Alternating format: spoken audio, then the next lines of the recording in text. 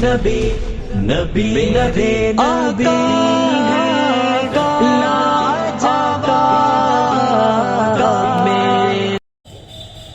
یا ایھا النبی جاہد الکفار والمنافقین، اے نبی آپ جہاد کیجیے کافروں کے ساتھ اور منافقین کے ساتھ، وغلظ علیہم، ان پر سختی کیجیے، ان کی پکڑ دھکڑ کیجیے، ومأواہم جہنم، ان کا ٹھکانہ جہنم ہے، منافقین کا بھی اور کافرین کا بھی، وبئس المصیر، کیا ہی یہ برا ٹھکانہ ہے، کیا ہی برا وہ گھر ہے جس میں جہنم کی آگ جو سخت ہے، اس ایک چنگاری پوری دنیا کو جلانے کے لیے کافی ہے، وہ جہنم جس کے ہم عذابات کو پڑھتے اور سنتے رہتے ہیں کہ وہ جہنم کا ٹھکانہ ہے۔ آپ صلی اللہ علیہ وسلم نے کوئی جہاد مکہ میں نہیں کیا، 13 سال کی زندگی صبروں کے ساتھ، تحمل کے ساتھ گزاری، اور پھر ہجرت کر کے مدینہ گئے، مدینہ میں اسلامی حکومت قائم ہوئی، پھر وہاں سے جہاد کا سلسلہ شروع ہوا، باہر کے لوگوں کے ساتھ جہاد، اندر کے لوگوں کے ساتھ نہیں، مکہ والوں سے جہاد کیا، غزوہ بدر پیش آیا سن ہجری 1 کے اندر، فی سن ہجری 3 میں غزوہ احد پیش آیا، 2 میں بدر، 1 میں نہیں، 2 میں بدر، 3 میں جنگ احد، جنگ احزاب سن ہجری 6 میں، مختلف غزوات اور جنگیں ہوتی رہی۔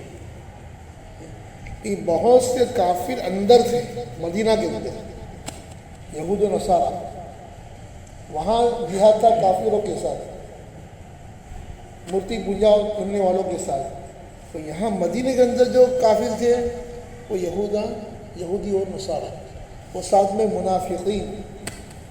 منافقین اس کو بولتے ہیں جو اپنی زبان سے تو اسلام ظاہر کرتے ہیں کہ ہم مسلمان ہیں، ہم تمہارے ساتھ ہیں، لیکن اندر سے وہ کفر رکھتے ہیں، اسلام کو دل سے نہیں مانتے، دل سے اللہ سے رسول صلی اللہ علیہ وسلم پر ایمان نہیں ہے، فائدہ حاصل کرنے کے لیے، اپنی جان بچانے کے لیے اپنے آپ کو مسلمان ظاہر کرتے ہیں، وہ مسلمان کو نقصان پہنچانے کے لیے مسلمانوں کی مجلس میں آتے ہیں، ان کے مشوروں میں آتے ہیں، حضور صلی اللہ علیہ وسلم کے ساتھ بھی مجلسوں میں شرکت کرتے ہیں، مسلمانوں کو نماز میں شریک ہوتے ہیں، تو اس طرح منافقین مسلمان ملے جلے رہتے تھے۔ آپ صلی اللہ علیہ وسلم کو پتہ تھا کہ کون منافقین ہیں، کون کیا ہے، لیکن آپ صلی اللہ علیہ وسلم نے اس امید پر آج نہیں تو کل اللہ ان کو ہدایت دے دیا اور ان کی بے عزتی نہ ہو، رسوائی نہ ہو، تو آپ عفو درگزر سے کام لیتے تھے، معاف کرتے تھے، ان کی گستاخیوں کو برداشت کر لیتے ہیں، کہ سب 9 سال تک کرتے رہے۔ کتنے سال تک؟ مدنی زندگی 10 سال ہے، مکی زندگی 13 سال، تو 23 سال آپ صلی اللہ علیہ وسلم کی نبوت کی باقی زندگی ہے، تو 9 سال تک صبر، عفو درگزر، لیٹ گو کرتے رہے۔ اللہ کو کہنا پڑا کہ نبی اب بہت ہو گیا، آپ کا صبر تحمل نرم مزاجی بہت ہو گئی، اب تو سختی کرو، وغلظ علیہم، اب سختی کرو، اب دانت دپٹ، پکڑ دھکڑ، حساب احتساب کرو، ایسا تم نے کیوں کیا، ہماری مسجد میں ایسا کیوں بولا، ایسی رائے کیوں دی، ہمارے راز کو فاش کیوں کیا، ہمارے خلاف تم نے یہ بغاوت کیوں کی، جو بھی ہو مطلب میں، پھر اب ان کو اپنی مسجد میں شرکت مت کرنے دو، وہ گیٹ آؤٹ، ہماری مسجد میں شرکت کی تم کو اجازت نہیں، ہمارے مشورے تم مت آؤ، تم کو رائے دینے کی اجازت نہیں، اب یہ معاملہ نہیں۔ پہلے شروع میں مسلمان جب مدینہ میں آئے تھے ہجرت کر کے، اب یہ آستین کے ساتھ تھے، ان سے بھی لڑتے ہیں اور باہر کے کافر سے بھی لڑتے ہیں، تو اندر اور باہر ایک دم سے جنگ مناسب نہیں تھی، جہاد مناسب نہیں تھا، پہلے خود ایک مضبوط ہو جاتے ہیں، مدینہ کے اندر خود مضبوط ہو جائے ہر اعتبار سے، پیسے کے اعتبار سے، وہاں معیشت جہاد کی، مال غنیمت حاصل ہوا، مختلف غزوات کے اندر زمینیں ہاتھ میں آئی، کھیتی باڑی پر کو دی، اب مضبوط ہونے کے بعد اب جب تک ان کو برداشت کرتے رہے، اب برداشت سے باہر ہو گیا، اب اور آگے کرنا ہے، یہاں جتنے آستین کے سانپ ان کو صاف کرو، اور یہ یہود و نصارہ ان کے ساتھ بھی آصر والا نرم رویہ اور صلح کر کے رہتے تھے. اب صلح جب وہ بار بار توڑتے ہیں، غداری کرتے ہیں، ہمارے خلاف سازش کرتے ہیں، اب معاف کرنے کی اور صلح کو تجدید کرنے کی کوئی ضرورت نہیں. اب صلح بولے سے ختم، اور سیدھا تلوار سے جہاد کرو. یہ یہود و نصارہ کے ساتھ. اور منافقین ان کے ساتھ تلوار سے جہاد نہیں کرنا ہے، ان سے وہی داروں کی پکڑ دھکڑ. ایسا کیوں کیا؟ ہماری اب تم سے تمہاری اسلامی حدود بھی نافذ ہوگی. تم چوری کرو گے تمہارے ہاتھ کاٹے جائیں گے. اور آج تک تو تم گستاخی کو درگزر کرتے تھے، میں تمہاری نفاق کو چھپاتا تھا، اب ظاہر کر دیا گیا کون منافق ہے. اب تمہاری میلی بھگت اور اس طرح چھپ چھپ کر دھوکہ دینا اب نہیں چلے گا. تافصل اخلاق کریمہ میں اتنے تھے، اتنا عفو درگزر و مزاج میں نرمی تھی. نبی کو کہنا پڑا اللہ کو کہ سختی کرو وغضب علیہم. اس کے بخلاف موسیٰ علیہ السلام کی مزاج میں اتنی سختی تھی اور ان کی پکڑ دھکڑ ایسی تھی کہ فرعون جسے بدترین کافر کے متعلق کہا گیا کہ نرمی کرنا. وقولا لہ قولا لینا لعلہ یتذکر او یخشی. موسیٰ نرمی سے بات کرنا، وہاں بہت سختی سے بات مت کرنا. تو وہاں جس نبی کی مزاج میں سختی تھی ان کو نرمی کرنے کو کہنا پڑا. وہاں صلی اللہ سے مزاج میں اتنی نرمی تھی کہ اللہ کو کہنا پڑا وغلظ علیہم. نبی بہت ہو گیا، بہت درگزر معافی میں ہو گئی، اب تو کیا ہے سواڑے بولا، اب ان کو پکڑ دھکڑ کرو. اور ان کو بھی کہہ دیا ومأواہم جہنم. اس طرح دھوکہ مت دو. اور کب تک تم مسلمانوں میں ملے جلے رہو گے؟ ملے جلے رہنے کی وجہ سے تم کو کوئی جنت ملنے والی نہیں ہے کہ مسلمان کی صحبت ملے گی، حضور کی دعا مل جائے گی، ہم دعا میں شرکت کہ آمین کہہ دیں گے تو جنت مل جائے گی. نہیں، جب تک کہ ایمان دل سے نہیں لاؤ، دل سے ایمان نہیں لاؤ گے تب تک جنت ملنے والی نہیں. ومأواہم جہنم. تمہارا ٹھکانہ جہنم. اب اس المصیر کیا ہی بری جگہ.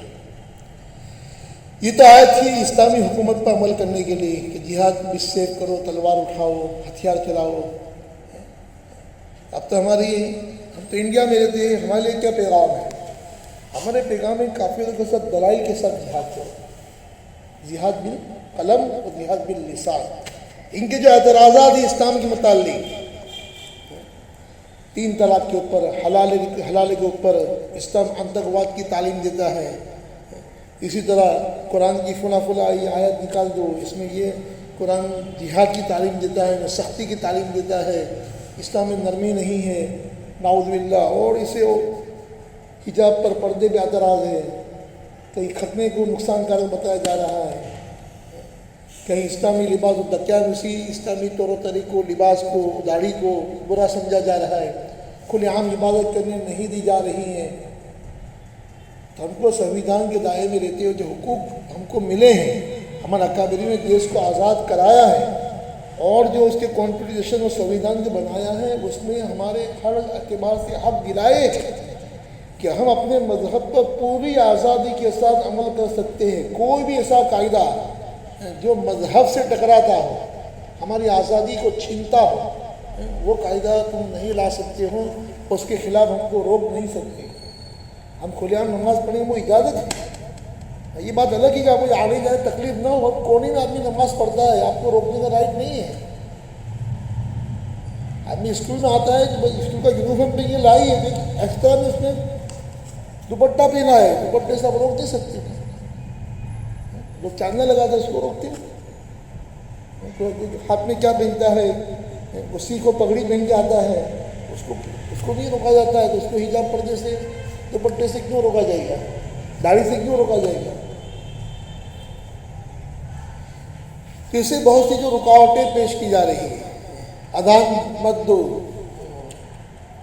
مائک ہٹا دو، مسجد پہ حملہ کی جا رہی ہے، مسجد نہیں، مسجد مت بناؤ، یا اس کے بڑا مینارہ نہیں ہونا چاہیے، تو وغیرہ وغیرہ جتنی بھی اعتراضات ہیں ان کے جوابات دینے ہیں اور اپنے حقوق کی بتانے ہیں.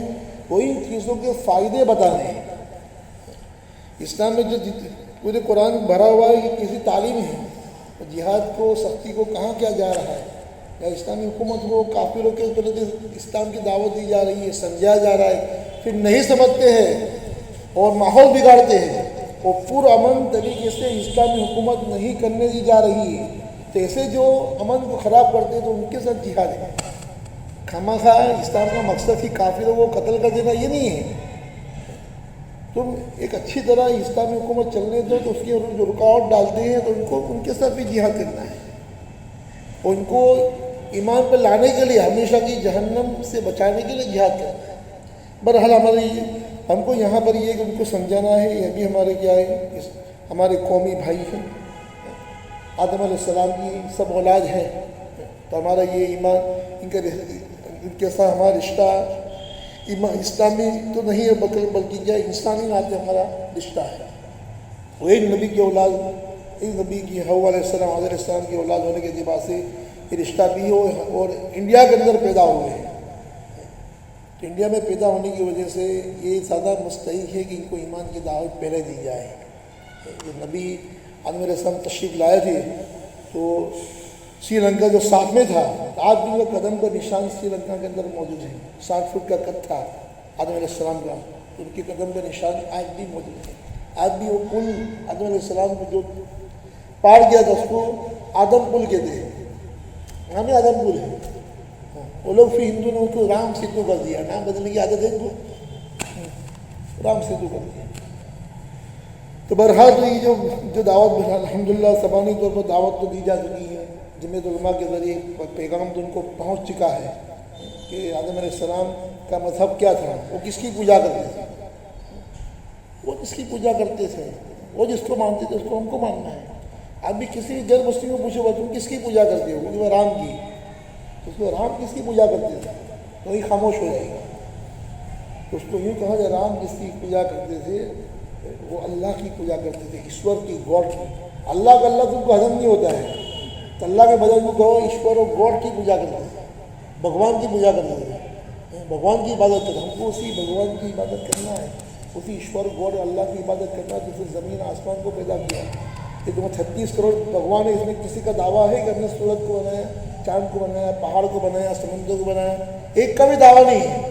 تو بنایا کس نے؟ ہمارے قرآن میں دعویٰ کیا اللہ تعالیٰ نے یہ سب چیزیں میں نے بنائی. خلق السماوات والارض وما بینہما فی ستۃ ایام. زمین آسمان و درمیان میں جو کچھ ہے، پہاڑ ہے، دریا ہے، ندی ہے، وہ سب کچھ ہم نے 6 دن میں ہم نے بنایا. اور کس طرح بنایا، کس چیز کو گنوایا ہے قرآن کی آیت کے سامنے ہے. بلکہ ان کو پوچھو دعوت کا طریقہ بھی ہے. من خلق السماوات والارض، پوچھو کہ زمین آسمان کس نے پیدا کیا ہے؟ کیا کہیں؟ دلیل ضرور کہیں گے قل اللہ. من نزل من السماء ماء، آسمان میں پانی کون نازل کرتا ہے، کون برساتا ہے؟ پوچھو.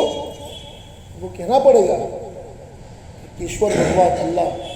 تو وہ ہم کو کھلاتا ہے، پلاتا ہے. اس کی سبزی ہم کھاتے ہیں، اس کے پھل کو کھاتے ہیں، اس کے گلے کو ہم کھاتے ہیں، اس کی ہوا کو لیتے ہیں، اس کی زمین پہ چلتے ہیں، اس کی سورج کی روشنی کو ہم لیتے ہیں. اس نے مجھے آپ کو پیدا کیا. اتنے پوچھا گا ہم کو کس نے پیدا کیا؟ ابا نے. ابا نے. اب میں پوچھوں گا ابا کو کسے، تم دادا کو کہو گے. آخر میں جو آئے گا چھکڑ پکڑ لکڑ شکڑ دادا آخر میں آئے گا، وہ اس کو کس نے پیدا کیا؟ آدم علیہ السلام سے بات پہنچ جائے گی. تو بات آئے گی اس کو اللہ نے پیدا کیا. یہ سلسلہ ختم ہوگا نہیں. اس کو اس کے ابا نے، اس کو اس کے ابا نے. آدم علیہ السلام اینڈ ہے، اس کو اللہ نے پیدا کیا. اور انسان کو ابا کا پیدا کرنے کی قدرت ہوتی تو دنیا میں کوئی بے اولاد نہیں ہوتا، سب کو اولاد ہوتی. ابا نہیں پیدا کرتے، پیدا اللہ کرتا ہے. اسی کو تو ماں باپ آپس میں ملتے ہیں، میاں بیوی آپس میں ملتے ہیں کہ منی کے ذریعے پورا انسان کو بنانا. اندری کوٹھڑی کے اندر 3 پیکٹ کے اندر وہ خلقناکم بعد خلق فی ظلمات 3. تم کو پیدا کرنے کے بعد 3 اندری کوٹھڑی کے اندر 3 پیکٹ میں ہم نے تم کو پورا بنایا. یہ کون بناتا ہے؟ تنگ جگہ میں اندھیرے کے اندر ایسا انسان بنایا. اس کی تمام کی شکلیں الگ، سب کی آواز الگ. تو اللہ کی ذات ہے تو اس کا ہم کھاتے ہیں، اس کا ہم پیتے ہیں. لہٰذا اسی کی بات ماننی چاہیے، اسی سے مانگنا چاہیے. ہمارا بیٹا ہے، ہم اس کو کھلاتے ہیں پلاتے ہیں، اور ضرورت پڑتی ہے تو بازو میں پڑوسی کی وہاں مانگنے کے لیے جاتا ہے. تو باپ کو غصہ آئے گا، تیرا باپ مر گیا ہے تو اس کو مانگنے کے لیے بازو میں جاتا ہے. اللہ کو بھی غصہ آتا ہے کہ میں کھلاتا ہوں پلاتا ہوں پیدا کرتا ہوں، مانگنے کی باری آتی ہے، عبادت کی باری آتی ہے، جھکتا کہیں اور ہے، مانگتا کہیں اور ہے. اپنی اپنی بیوی میں شریک کسی کو کرنا نہیں چاہتا ہے، برداشت نہیں ہے کہ میری کوئی بیوی کو یوں کہا جائے کہ بھائی آپ کی یہ بیوی ہے، آپ کاروبار بھی جاتے تجارت بھی جاتے تو آپ کی بیوی تھوڑی پڑوسی کے پاس آپ کے دوستوں کے پاس چلی جائے، تو اپنی بیوی کسی کی شرکت گوارا نہیں ہے، اللہ کو بھی عبادت میں کسی کی شرکت گوارا نہیں ہے۔ بس ان کو دلائل کے ذریعے توحید سمجھانی ہے، توحید سمجھ گئے مسلمان ہو گئے سب مسئلے حل، ورنہ کس کا جواب دیتے رہیں گے، پردے کا، طلاق کا، حوالے کا، حلالے کا، وہ سیدھا توحید ہی مان لیں گے، نہیں رسالت مان لیں گے۔ توحید تو الحمدللہ بہت سے مانتے، سناتن دھرم وہ مانتے اللہ نراکار ہے، ہر جگہ پر ہے، اس کی کوئی آکروتی، اس کی کوئی مورتی نہیں ہے، لیکن رسالت نہیں مانتے۔ اب مانا تم نے اللہ ایک ہے، ایکشور ما ایشورا بند پرمیشورا، اللہ کے علاوہ کوئی معبود نہیں ہے، کوئی عبادت کے لائق نہیں ہے، لیکن اس کی عبادت کرنی کیسے؟ تو اس کی عبادت کرنے کا طریقہ سکھانے کے لیے وہ اللہ کس بات سے خوش ہوتا ہے، کس بات سے ناراض ہوتا ہے، اس کو سکھلانے کے لیے اللہ تعالیٰ نے اپنے میسنجر رسول اللہ صلی اللہ علیہ وسلم کو بھیجا۔ وہ رسول وہ آخری پیغمبر جس کو تم رشی کہتے ہیں، اور تم انتم رشی کا انتظار کر رہے ہو، اس کی علامتوں میں ہے ان کے تلوار ہوگی، گھوڑے ہوں گے، ان کے 4 ساتھی ہوں گے، اور گھوڑے تلوار کا زمانہ جاتا رہا اور تم ان کی پرتیکشا کر رہے ہو، انتظار کر رہے ہو۔ وہاں آ چکے ہیں محمد پیغمبر صاحب، ان کے الگ الگ نام ہیں، یہی محمد تعریف والا معنی مختلف سنسکرت زبان میں مختلف زبان میں پایا جا رہا ہے، تو آ چکے ہیں۔ وہی تمہارے بھی نبی ہمارے نبی ہیں، قرآن کریم نے اعلان کیا ہے اِنَّ رَسَلْنَاكَ كَافَّةً لِلنَّاسِ بَشِيرًا وَنَذِيرًا، ہم نے آپ کو تمام لوگوں کی طرف بشارت دینے والا اور ڈرانے والا بنا کر بھیجا ہے، پوری انسانیت کی طرف نبی ہے۔ ان غیر مسلموں کہا جائے کہ محمد صلی اللہ علیہ وسلم قرآن کے تحت مسلمانوں کے نبی نہیں ہے، پوری انسانیت کے نبی ہیں، پوری مانوتا کے نبی ہیں، یہ قرآن کہتا ہے۔ اب تم سوچو، قرآن پڑھو، ان کو قرآن حدیث میں دو، گجراتی میں، ہندی میں، ٹرانسلیشن ہر زبان میں الحمدللہ ہو چکے ہیں، ہمارے ملنے جلنے والوں کو دعوت دینی پڑے گی، تب جا کے اسلام کی جو نفرت ہے وہ ختم ہوگی۔ وہ قرآن میں بہت سے جوابات مل جائیں گے، جا سکتے ہیں جہاد کے آئے جو وہ آئے پہ دیکھو کہ اللہ تعالیٰ کیا فرماتے ہیں، برائی کا سلوک، جو برا سلوک کرے اس کے ساتھ اچھا سلوک کرے۔ قرآن کو 24 میں پارے کی وہ جو آیت ہے کہ اللہ تعالیٰ صاف تعلیم دے رہے ہیں، کتنی اچھی تعلیم دے رہے ہیں۔ اس آیت کو آدمی پڑھ لے ہوئے، اس کی تفسیر کو پڑھ لے ہوئے، اس صورت میں آدمی کے اسلام کی کیا تعلیم ہے۔ وَلَا تَسْتَوِي الْحَسَنَةُ وَلَا السَّيِّئَةُ، برائی اور نیکی دونوں، اچھائی اور برائی دونوں برابر نہیں ہو سکتی۔ اِدْفَعْ بِالَّتِي هِيَ أَحْسَنُ، جو تمہارے ساتھ تم یہ برائی کا جواب اچھائی سے دو، تو تم کو پتھر مارے اس کو پھول دو، جو گالی دے اس کو دعا دو، جو تلوار اٹھائے اس کو تم معاف کرو۔ تو کیا برائی کا بدلہ کیا؟ اچھائی سے دو۔ ادفع باللتی ہی احسن فاذا الذی بینک وبینہ عداوۃ کانہ ولی حمیم، واقعی آدمی شریف ہے، اس انسانیت ہے، تو تیرے درمیان اور اس کے درمیان یہ جو عداوت ہے، دشمنی ہے، وہ تیرے اچھے سلوک کی وجہ سے کیا ہو جائے گا؟ گویا کو جگری دوست ہے، کانہ ولی حمیم۔ ایسی بہت سی آیت ہیں جو اللہ تعالیٰ نے عفو درگزر کی تعلیم دی ہے، بدلہ دینے کی تعلیم جو دی ہے، جزاء سیئۃ سیئۃ بمثلھا، برائی کا بدلہ برائی سے، فمن عفا، یہ جو معاف کر دیا، واصلح، آپس میں صلح کر لی، معاملہ صاف کر لیا، فاجرہ علی اللہ، اس کا بدلہ اللہ پر۔ جیسے الحمدللہ بہت سی آیت ہیں جس میں اخلاق کی تعلیم ہے، ان آیتوں کا عام کیا جائے، اور ہر چیز کے جواب سودی نظام ہے، وہ سودی نظام جان بوجھ کر وہ چلا رہے ہیں، یہ پوری بربادی جو مہنگواری ہے، اسی طرح جو آپس میں مہنگواری کے علاوہ جو خودکشی لوگ کر رہے ہیں، حملے کر رہے ہیں، چوری کر رہے ہیں، سب کی وجہ سودی نظام، سودی نظام کو ختم کر دیا جائے۔ لاؤ تجارتی نظام لاؤ، اسلامی بینکنگ، کیوں تم اس سے نفرت کرتے ہو؟ اسلام کا لیبل چاہیے ہٹا لو، نہیں پسند ہے تو۔ غیر سودی نظام، غیر سودی بینک، تو دیکھو جائز نفع جتنا کمائے گی کمپنی اس پہ سے دے گی، وہ تو کمپنی کو پہلے سے دیتی ہے کمپنی، اور سود لگا دیتے ہیں، چاہے کمپنی کمائے نہ کمائے، اڈانی کے ساتھ اڈانی، تمام گیا اس کا فگا پورا پھٹ گیا. اس اندر بالکل کہاں سے کہاں پہنچ گیا. یہ سود کی وجہ سے سودی نظام اپنے بہت بڑا مالدار دکھا جائے گا, اندر سے آدمی کھوکھلا ہوتا جاتا ہے, مالدار انتہائی مالدار ہوتا چلا جاتا ہے, غریب انتہائی غریب ہوتا چلا جاتا ہے. تو سودی نظام کو ختم کر کے اسلامی نظام کو بتانا پڑے گا, سود کے نقصانات کو ہم کو بتانا پڑے گا. اور ہم خود مسلمان یہ کہا کہ منافقین سے جہاد کرو, تو مسلمان جو منافقین تو نہیں ہے, لیکن منافق جیسے اعمال کرتے ہیں, جھوٹ بولتے ہیں, دھوکہ دیتے ہیں, اسی طرح سود لیتے ہیں, شادیوں میں فضول خرچی کرتے ہیں, میوزک بجاتے ہیں, ڈی جے بجاتے ہیں, تو ان سے بھی زبانی طور پر جہاد کرنا پڑے گا, سمجھانا پڑے گا. سب یہ ہو کے پورا محلہ مخالفت کرے تو کیا کس کی طاقت ہے رات کو ہمارے محلے کو ڈھول بجائے, ہمارے محلے میں کوئی غلط حرکت کرے, پورا محلہ ایک طرف ہو جائے, کوئی کی طاقت نہیں, کوئی بولنے والا نہیں ہے, کوئی نہیں دل منکر کرنے والا نہیں ہے. نہیں منکر کیا ہے, جہاد ہے. تو منافقین تو وجود نہیں ہے ہمارے پاس.